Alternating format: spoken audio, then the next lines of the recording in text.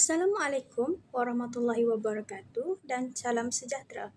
Nama saya Nurul Airauda binti Baharin dan bersama saya rakan-rakan saya yang bernama Farisha Irdina binti Syukri dan Intan Ain Natasha binti Mahasan.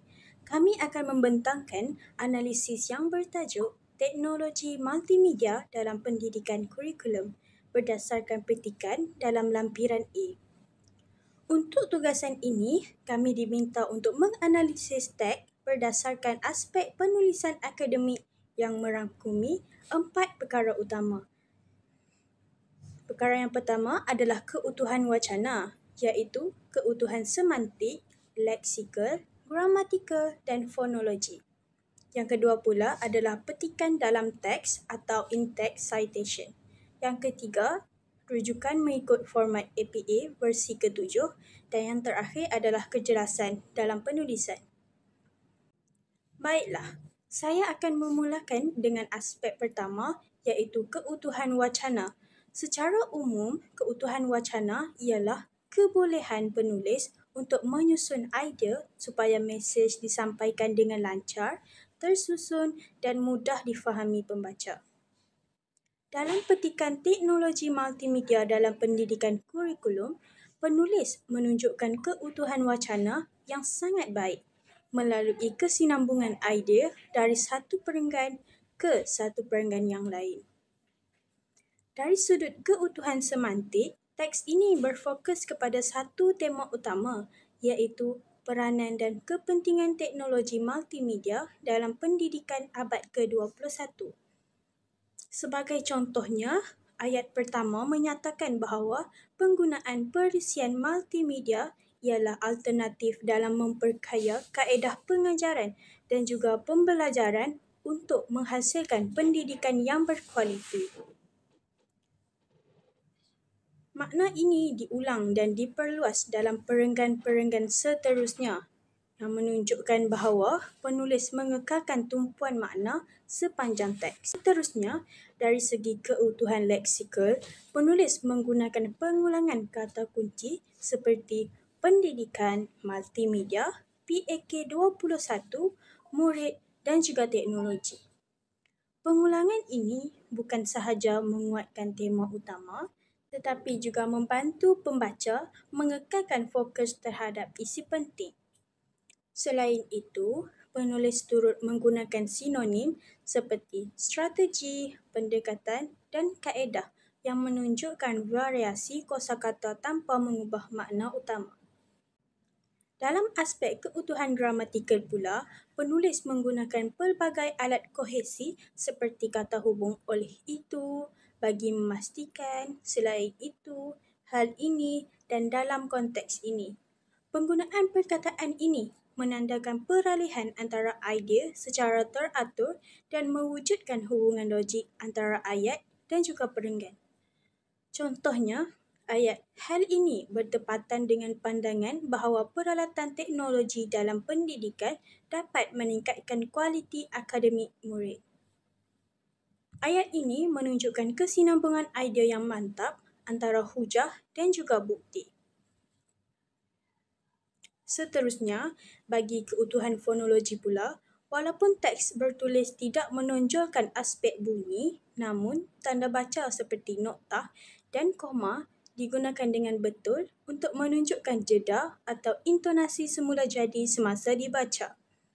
Ini menunjukkan penulis memahami struktur ayat yang formal dan bersifat ilmiah. Kesimpulannya, keutuhan wacana dalam petikan ini sangat baik kerana setiap ayat dan perenggan saling berkait.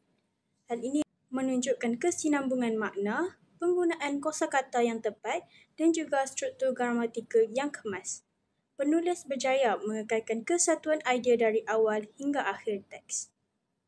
Itu sahaja daripada saya. Topik yang kedua yang akan diceritakan oleh saudari Farisha Irdina binti Syukri.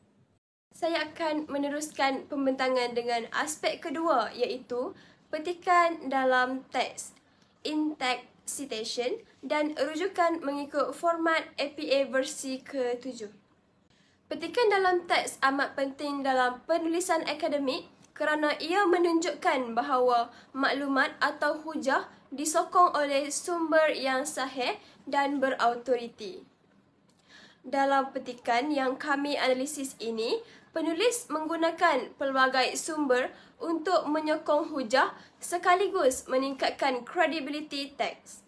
Sebagai contoh, dalam ayat pertama perenggan kedua, penulis menyatakan, menurut Siti Zahirah Muhammad, dalam pendidikan abad ke-21, murid dilatih untuk memiliki kemahiran yang akan digunakan pada masa akan datang melalui elemen TMK.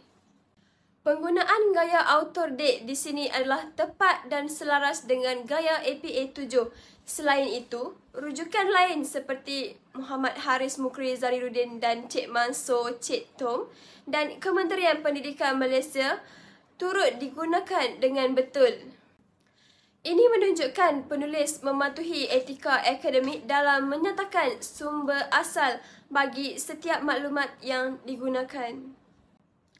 Selain petikan individu, penulis juga menggunakan pelbagai rujukan sekunder seperti Brown dan Nurlizawati Baharin bagi mengukuhkan hujah tentang kepentingan teknologi digital dalam pembelajaran.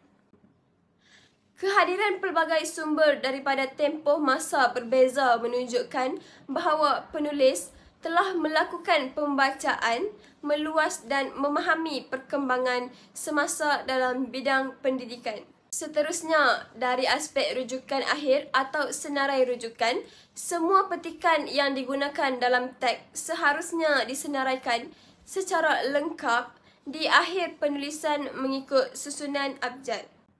Sebagai contoh, senarai rujukan dalam format APA 7 adalah seperti berikut.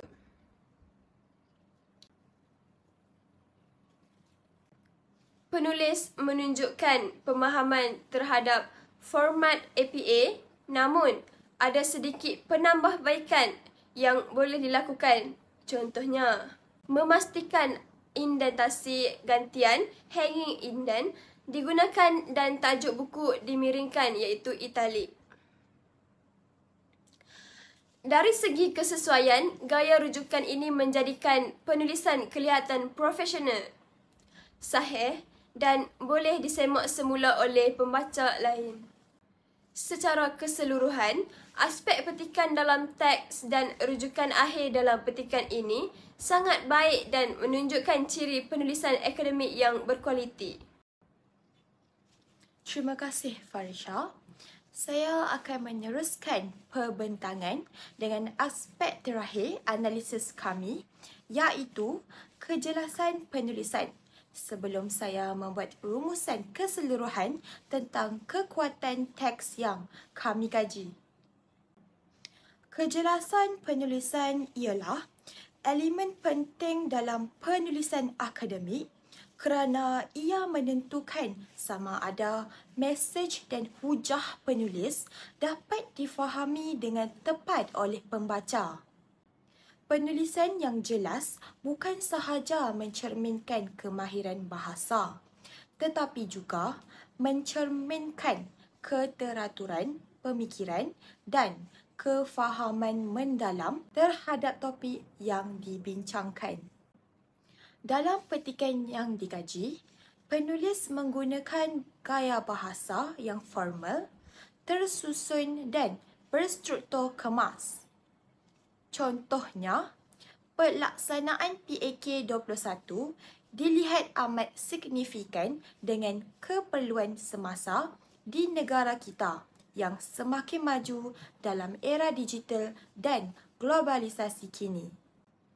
Ayat ini menunjukkan penggunaan kosakata akademik seperti signifikan dan globalisasi yang memperlihatkan kesesuaian dengan konteks ilmiah serta keupayaan penulis mengawal nada dan laras bahasa dengan baik. Gaya sebegini menepati ciri-ciri penulisan ilmiah universiti yang menekankan kejelasan dan ketepatan. Dari segi penyusunan isi, teks ini menunjukkan aliran yang logik dan terancang. Penulis memulakan penulisan dengan pengenalan kepada konsep multimedia, diikuti dengan pelaksanaan PAK 21 dan diakhiri dengan kesan terhadap sistem pendidikan Malaysia. Struktur ini membentuk kesinambungan idea yang lancar, memudahkan pembaca memahami hujah tanpa kehilangan fokus. Penulisan yang tersusun juga menandakan bahawa penulis berfikir secara sistematik dan mampu menghubungkan idea kecil kepada idea besar secara berkesan.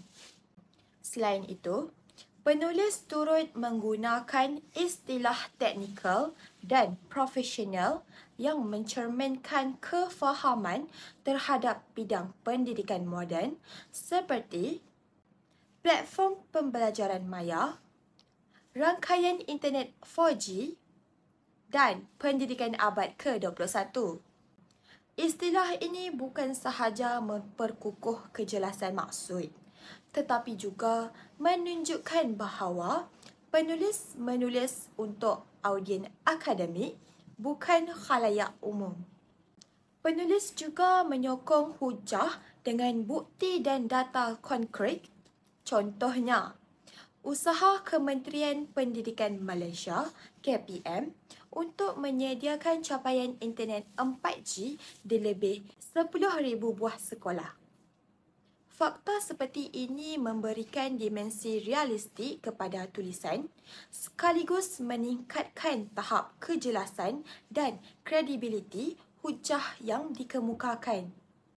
Dari sudut gaya dan tata bahasa penulis, menggunakan ayat berbentuk aktif, ringkas dan tidak berbelit. Contohnya, pendidik merupakan teras utama dalam melahirkan modal insan berilmu.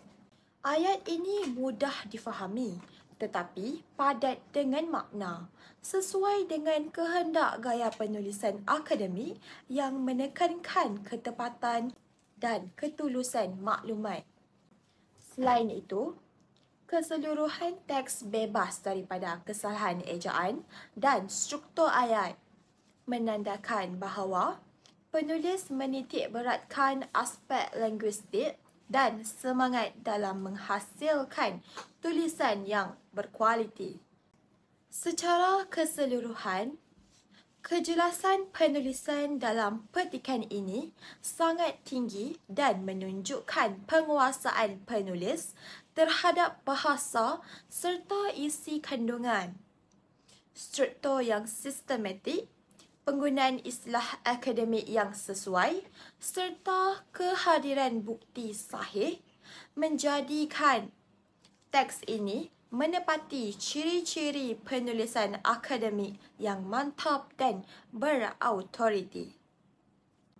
Keseluruhannya, teks ini bukan sahaja berjaya menyampaikan maklumat dengan jelas, tetapi juga menggambarkan kematangan intelektual dan keupayaan penulis dalam mengolah hujah dengan tepat dan berkesan. Sebelum menutup bicara, izinkan saya menyampaikan sebuah pantun. Tinta menari di helaian kertas, ilmu disusun jadi pedoman. Penulisan jelas, hujah berkekalan, cerminan bijak, insan berilmu zaman. Baiklah, sekian daripada kami. Terima kasih.